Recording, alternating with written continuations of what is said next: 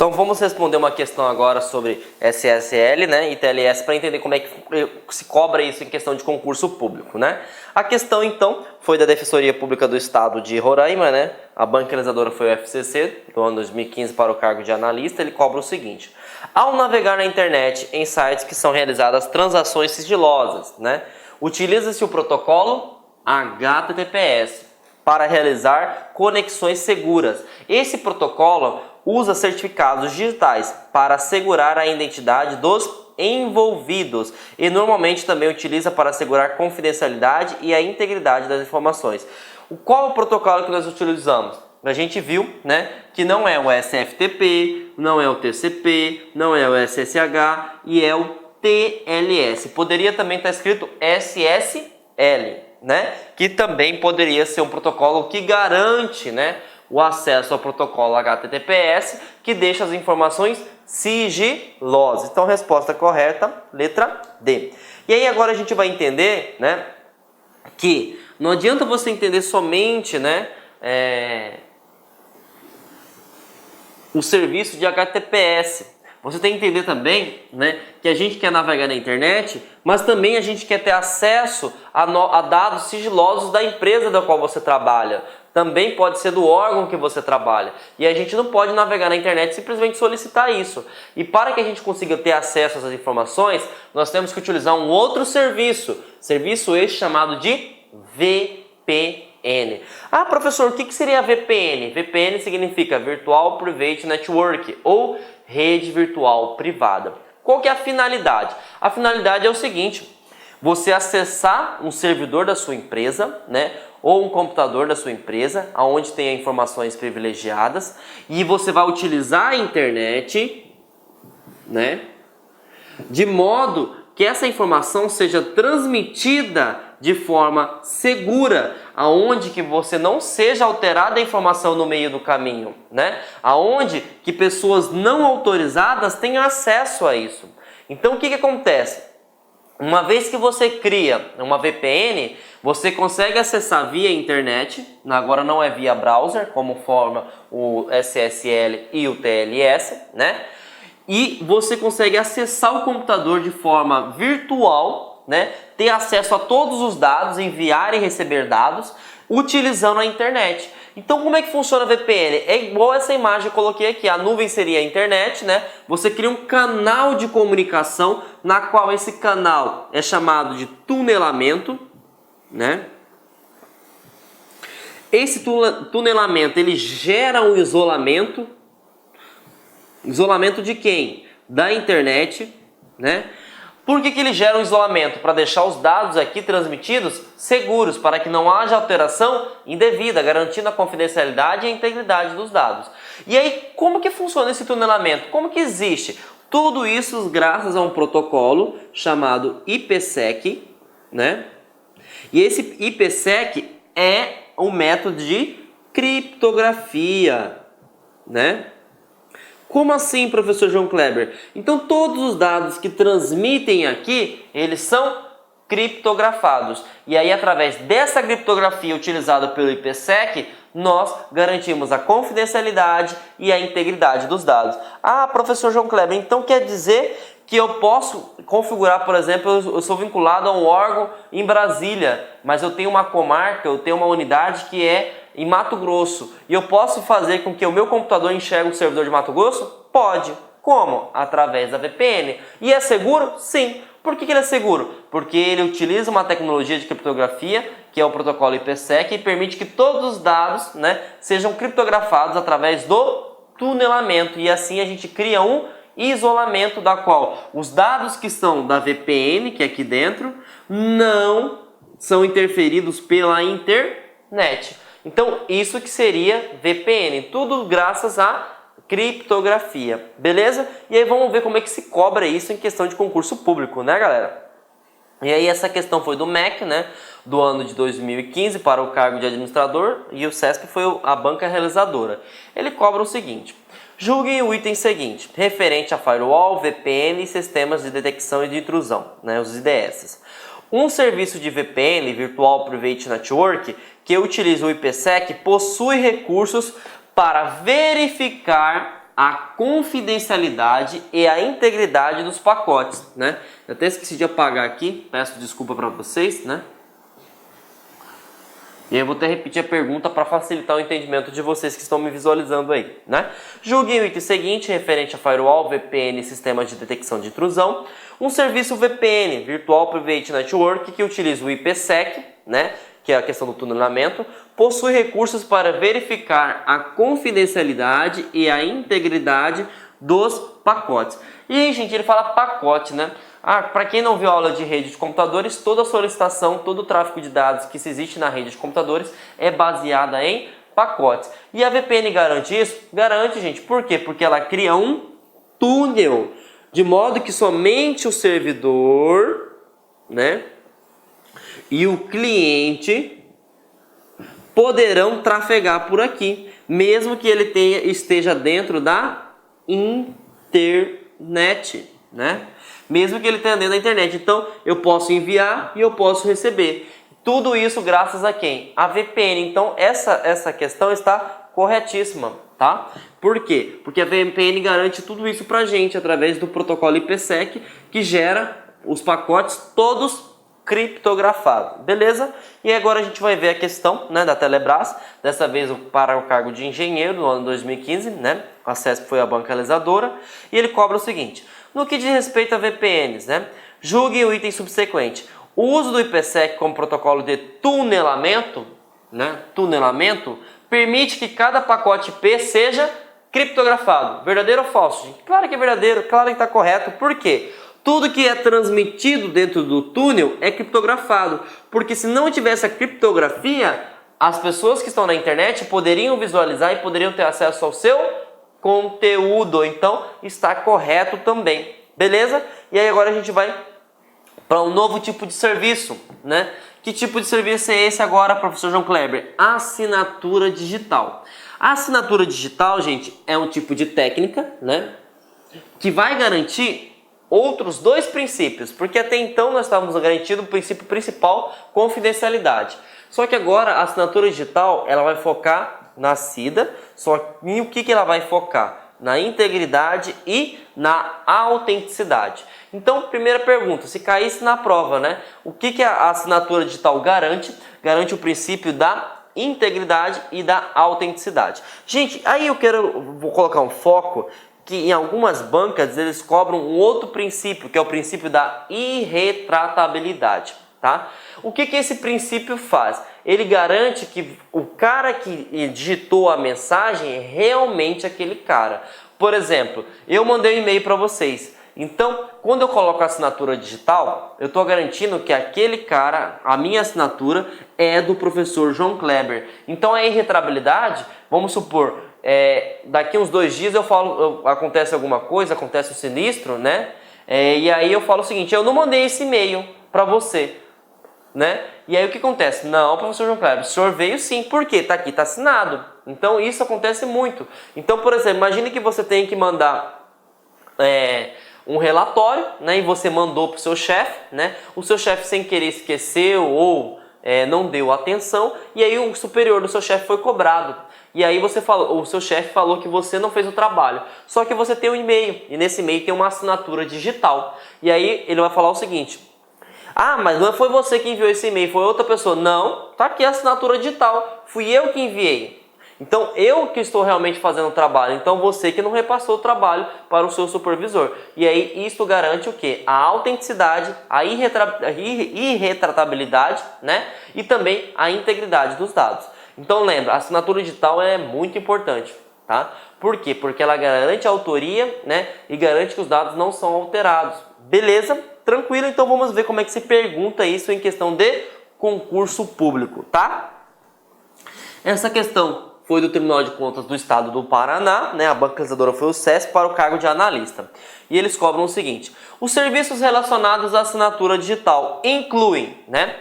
E aí ele está perguntando o seguinte: quais são os princípios que a assinatura digital garante? E aí a gente vai analisar. Letra A fala que garante disponibilidade, nem vou ver o resto. Professor, por que o senhor é ignorante? Não é que eu sou ignorante. A disponibilidade ele não garante, a integridade sim, mas eu preciso que a alternativa esteja 100% correta, então elimina-se. E aí letra B, a autenticação da identidade e a irretratabilidade. Ele garante a autenticação? Sim, que a pessoa que realmente fez foi aquela. E ele garante que a pessoa não pode falar que não foi ela? Sim. Por quê? Porque está escrito lá que foi ela que fez, a assinatura dela, então ela não tem como garantir que não foi ela que enviou, certo? Então está garantindo aqui também. Mas vamos analisar as outras questões só por questão de dúvida, né? A irretratabilidade? Sim. Confidencialidade? Não. Quem faz a confidencialidade é a criptografia, então elimina-se a C. Controle de acesso e confidencialidade são praticamente a mesma coisa, só que não é a questão da assinatura digital, então você pode eliminar. Autenticação, tudo bem. Controle de acesso é confidencialidade, também não é. Então, mesmo que você esteja em dúvida sobre a questão da irretratabilidade, você poderia utilizar muito bem a técnica de probabilidade de erro, que seria a técnica de eliminação. Então, a resposta correta é a letra B, beleza? E aí a gente vai vir enxergar agora como que funciona, né? Assim como a gente aprendeu sobre criptografia, que tem os elementos, nós vamos entender também quais são os elementos da assinatura digital, tá? A assinatura digital tem dois elementos principais. Nós precisamos da criptografia assimétrica, que nós vimos anteriormente, e nós precisamos da função hash. Lembrando que a criptografia assimétrica eu preciso de duas chaves. Quais são as chaves? Pública, né? E privada, beleza? Ah, professor, o que é função de hash, né? Função de hash nada mais é do que um resumo que você vai ter, tá? Como assim um resumo? Imagine o seguinte, você tem um texto, né? Vamos pegar um edital. Um edital normalmente é bem extenso, né? E aí o que essa função de hash faz, né? Ele é um algoritmo, assim como faz a criptografia. Ele vai pegar esse texto que tinha, vamos supor, 15 páginas, e ele transforma num valor menor, fixo, de uma página só. E aí ele está criando um resumo, por isso que seria hash, né? Então ele pega qualquer quantidade de dados, né? Ele pode pegar 20, 30, 40 páginas e ele transforma numa página só. Beleza? Então isso que seria a função de hash. Ele pega grande quantidade de dados e coloca em pequenos dados de tamanho fixo, fixo que não pode alterar. Beleza? E aí por isso é motivo as funções de hash são conhecidas por resumirem o dado. Imagine que aqui tenha uma quantidade gigantesca de dados e aqui nós temos um hash, né? E aqui o hash MD5 é só um tipo de algoritmo em si. Eu não necessito saber disso. E aí normalmente ele gera, né, um valor para mim em hexadecimal, que é composto de números, né, e letras. Por que ele gera um resumo dessa forma? Para facilitar, né, a vida do emissor, para que não seja alterado, né, e para que também não seja visualizada a informação em si, porque o cara não tem acesso à informação. Então, se perguntasse em questão de concurso público, né, qual que é a finalidade da função de hash, é o quê?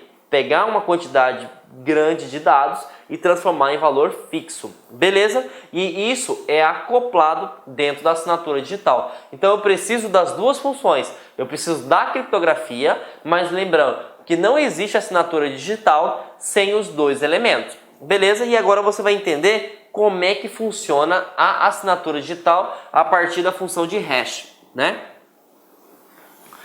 E aqui nós temos a finalidade, né? Nós temos o texto aberto, né? E aí nós vamos pegar a função de hash. O que é a função de hash? Você vai pegar, né, o arquivo em si, né, e vai resumir ele. Aqui a gente está resumindo um arquivo. E depois você vai inserir uma chave privada da Alice, né? E aí o que acontece? Quando você gerou uma chave privada da Alice, né, você vai ter uma criptografia, né? Todo mundo vai poder ter acesso àquele arquivo?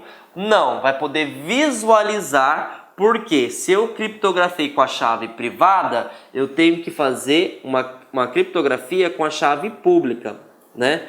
Só que na assinatura digital eu tenho um outro mecanismo, eu tenho o hash. E o hash é a mesma coisa que a criptografia assimétrica. Eu preciso, né, de o hash funcionando no emissor e aí eu preciso do hash funcionando no receptor, certo? Então, por exemplo, o foco da assinatura digital é garantir a confidencialidade, gente? Não. Por que não está garantida a confidencialidade? Porque eu estou fazendo a criptografia com a chave privada. E aí, uma vez que eu fiz com a chave privada, todo mundo que tiver a chave pública pode ter acesso. Só que o meu foco não é isso. O meu foco é falar o seguinte: quem foi que fez, né?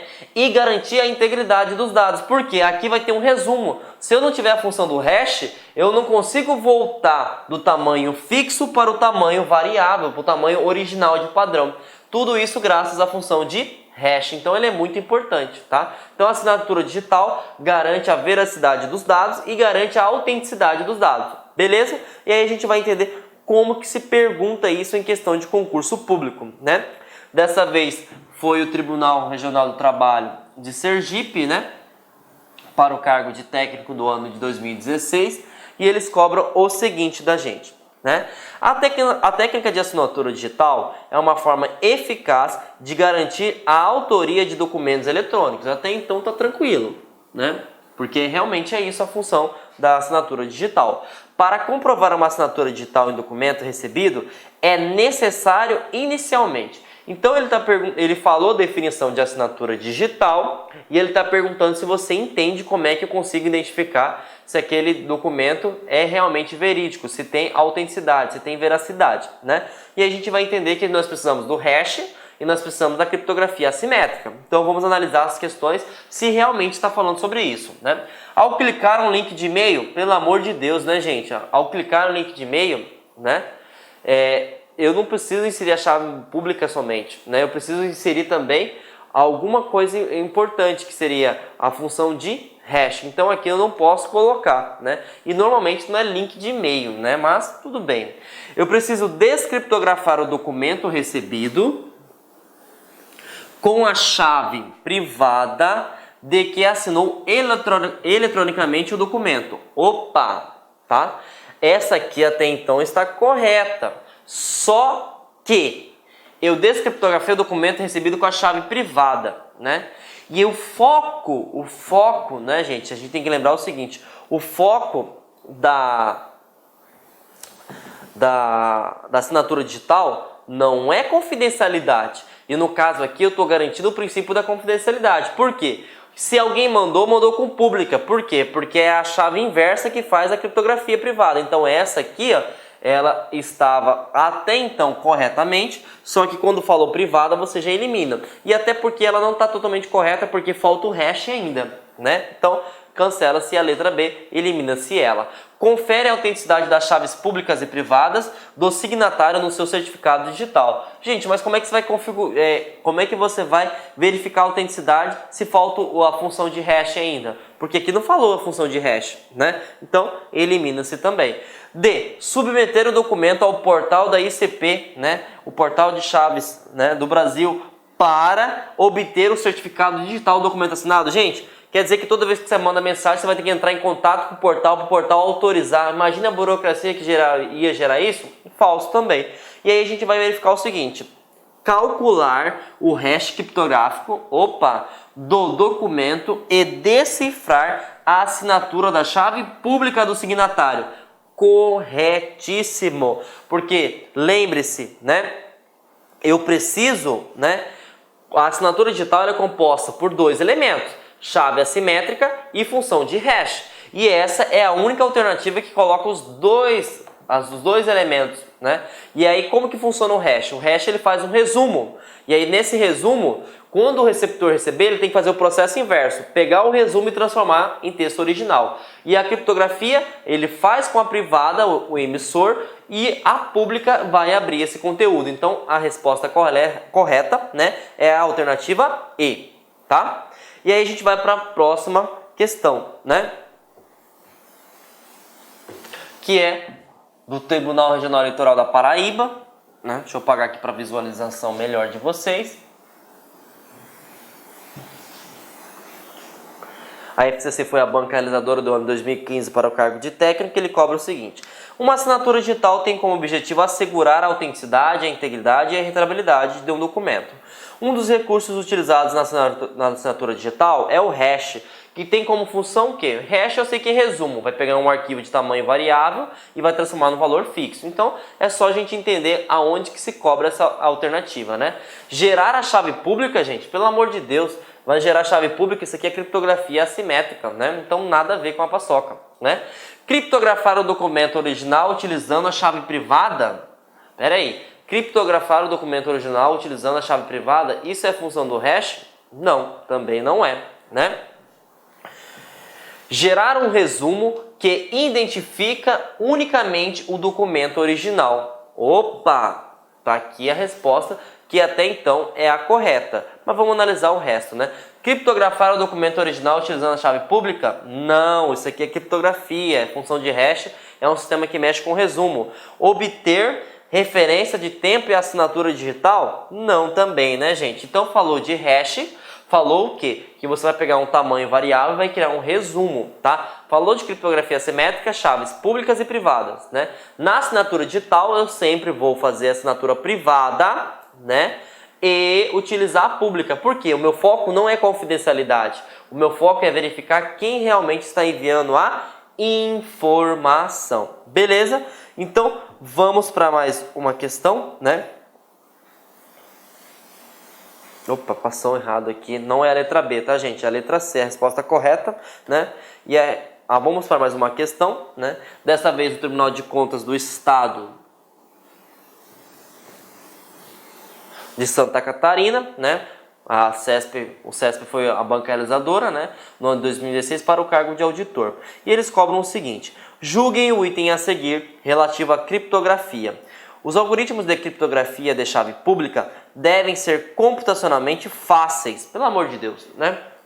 Como que você vai criar uma chave, né? Fácil, né? Então aí você já começa a ficar meio que com medo da questão. Na verdade não medo, né? Você já consegue verificar possíveis erros, né?